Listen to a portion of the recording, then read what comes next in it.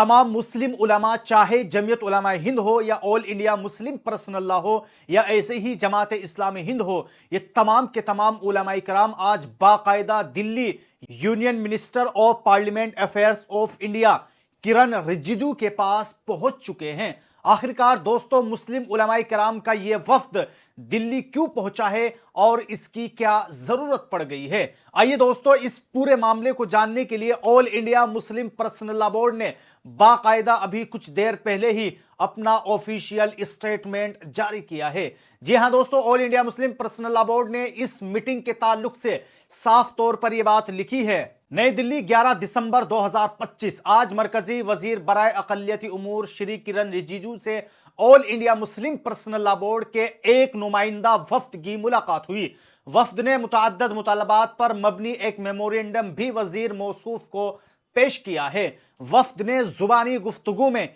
इन मुश्किलात और तकनीकी मसाइल का तफसील से जिक्र किया जो उम्मीद पोर्टल पर वफ्द के रजिस्टर्ड अमलाक को अपलोड करते वक्त पेश आई थी, जिसके नतीजे में लाखों अमलाक रजिस्टर्ड नहीं हो सकी है। वफ्द ने कहा है कि वैसे भी जो अमलाक पहले से वक्फ बोर्ड में रजिस्टर्ड है, उनकी अपलोडिंग की जिम्मेदारी वक्फ बोर्ड की ही होनी चाहिए थी और उसके लिए कम अज कम 2 साल का वक्त दिया जाना चाहिए था। लिहाजा हमारा मुतालबा है कि जो अमलाक रजिस्टर्ड होने से रह गई है, उनकी अपलोडिंग की मुद्दत में कम अज कम 1 साल की मुद्दत जरूर बढ़ा दी जाए। All India Muslim personal law board के वफ्द ने वजीर मौसूफ से कहा है कि वक्फ एक्ट उम्मीद एक्ट में तरमीम और उम्मीद पोर्टल पर सेक्शन 3B के मुताबिक तफसीलात अपलोड करने को लाजमी करार देने ने पूरी मुस्लिम कम्युनिटी को शदीद दबाव और मुश्किलात में मुब्तला कर दिया है।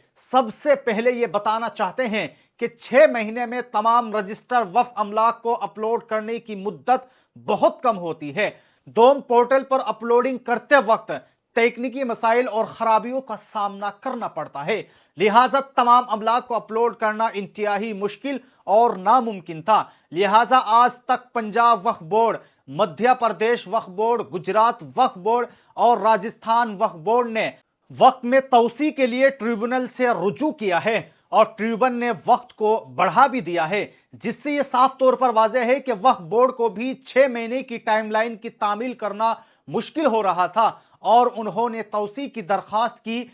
चुनांचे दरखास्त है कि मुतवल्लियों की मुश्किलात को गौर करके अपलोडिंग के लिए मजीद 1 साल की मुद्दत को बढ़ा दिया जाए। वफ्द ने मजीद कहा है कि कानून में मज़कूर मुद्दत और पोर्टल जारी किए जाने के बाद की मुद्दत में भी फर्क है। मजीद बरआ यह है कि उम्मीद के कवानीन को सिर्फ 3/7/2025 को ही मुत्तला किया गया था और उसके जरिए अपलोड करने के लिए जरूरी तरीक़ेकार और तफसीलात 3/7/2025 को बताई गई है। यह बताना और जिक्र करना भी बेहद जरूरी है कि मुतवल्ली और वक्फ बोर्ड के चीफ एग्जीक्यूटिव ऑफिसर के जरिए एलानिया फॉर्म पहली बार 3/7/2025 को उम्मीद कवायद के जरिए मुत्तला किया गया था। लिहाजा पोर्टल के आगाज की तारीख यानी 6/6/2025 जो कि एक्ट के आगाज के लिए एक्ट में मज़कूर तारीख नहीं है, को एक्ट के आगाज की तारीख के तौर पर नहीं लिया जा सकता है। मज़कूरा बाला मसाइल व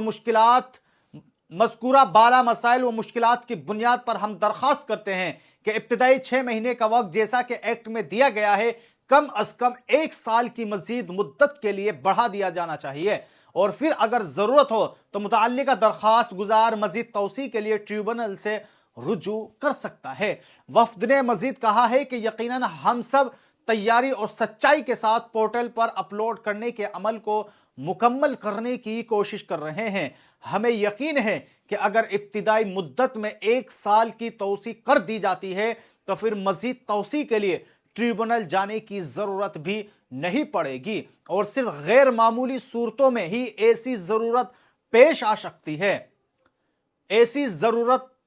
सकती है। आखिर में हम ये बताना भी मुनासिब समझते हैं कि वक्फ एक्ट उम्मीद एक्ट 1995 और उसका सेक्शन 113 मरकजी हुकूमत को यह इख्तियार फराहम करता है कि वो वक्फ एक्ट उम्मीद एक्ट 1995 की दफात को नाफिज करने में मुश्किलात को दूर करने का हुक्म भी जारी कर सकती है। वजीर मौसूफ ने वफ्द की बातों को बहुत संजीदगी और गौर से सुना और वादा किया कि बहुत जल्द इन मुश्किलात और मसाइल का हल निकाल लिया जाएगा।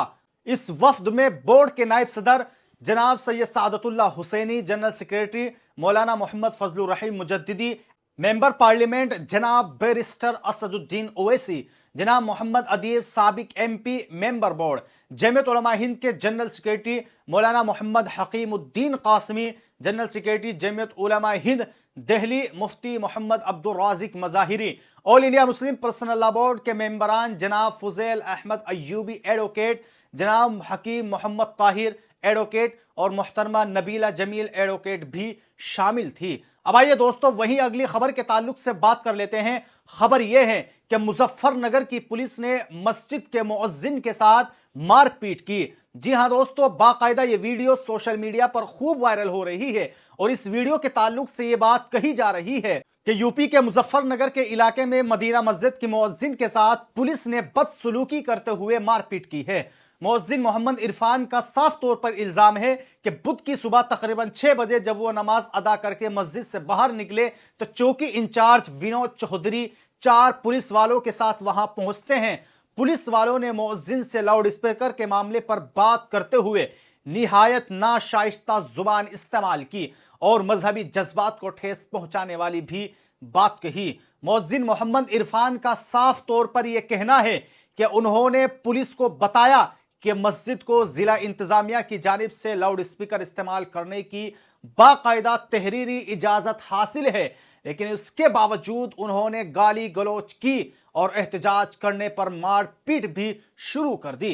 इरफान का साफ तौर पर यह बात भी कहना है कि हमले में उन्हें कई जगह चोट भी आई है। यह पूरा वाकया मस्जिद के बाहर लगे CCTV कैमरे में रिकॉर्ड हुआ और उसकी वीडियो सोशल मीडिया पर तेजी से वायरल हो रही है। दोस्तों आप खुद सुनिए कि आखिरकार मदीना मस्जिद के मुअज्जिन के साथ क्या कुछ हुआ, आप खुद उनकी जुबानी ही सुन सकते हैं। अजान पढ़ के यहाँ गेट में अजान पढ़ के मैं यहाँ से 2 लड़के पहले ही खड़े थे पुलिस वाले, तो उन्होंने कहा अजान नहीं हो गया। मैं कहा अजान तो होने वाली है अभी, तो मैंने अजान पढ़ दी जाके। तो मैं जैसे अजान पढ़ के यहाँ गल्ला रख रहा था तो आते ही उसने पता नहीं उन्होंने पुलिस वालों ने उन्होंने फ़ोन करके यहाँ बुलाया। तो जब ये 3-4 और आ लिया दरोगा आ लिया, तो यहाँ क्या लगा अजान की परमिशन किसने दी? मगर अजान से पहले से ही हो रही, पहले माइक पे हमारे होते और माइक लगे थे, हमने उतार लिया उनके कहने से ही। फिर एक माइक की इजाज़त दी थी और परमिशन भी हमारे एक पे ही है। तो उन्होंने कह लिया परमिशन कहाँ है? मगर ये लग रही, तो उन्होंने परमिशन उखाड़ के फेंक दी। तो कह रहे थे पिछवाड़े में घुसाड़ दूंगा तो परमिशन को भी तुम्हारी। अच्छा, आप ये होगी आपको ये कहा कि आपकी परमिशन को आपके पिछवाड़े में घुसा दूंगा? जी जी, उन्होंने दुआन देने और वहां से जाके थाने में मुझे सुबह ही उन्होंने जाके जब ये हमारे साथ ही अंदर गए नमाज के बाद, तो वहां से उनसे पहले कह रहा कि अल्लाह का अगर अजान पढ़ दी हो तो पाकिस्तान भेजाओ, तुम यहाँ तुम्हारा कोई काम नहीं है। दरोगा ने कही ये बात उसने जिसने मेरे बजाय आया सी। अब आइए दोस्तों आखिरी खबर के ताल्लुक से बात कर लेते हैं। खबर यह है कि मस्जिद के अंदर गाना बजाया जा रहा है, मस्जिद के अंदर फिल्मों की शूटिंग की जा रही है। लेकिन जब पंजाब की मस्जिदों में यह हरकतें की जा रही थी, उसी वक्त पंजाब के शाही इमाम हजरत मौलाना उस्मान लुधियानवी ने इन लोगों के खिलाफ आवाज उठाई और आज इस आवाज उठाने का ये नतीजा आप देख सकते हैं कि किस तरह वो फिल्म इंडस्ट्री के लोग कि जो मस्जिद में खड़े होकर गाना बजा रहे थे, शूटिंग कर रहे थे, आज सब के सब लोग पंजाब शाही इमाम के यहां आकर हिंदू मुस्लिम एकता को जिंदा रखने के लिए तमाम के तमाम लोग माफी मांगने के लिए आ चुके हैं। जी हां दोस्तों, आप वीडियो में भी देख सकते हैं कि फिल्म अदाकारा और साथ में प्रोड्यूसर भी साथ में मौजूद है, जो साफ तौर पर पंजाब शाही इमाम के सामने खड़े होकर माफी मांग रहे हैं और ये बात कह रहे हैं कि हमसे ये चीज ना अनजाने में हुई और हमें ऐसा नहीं करना चाहिए था।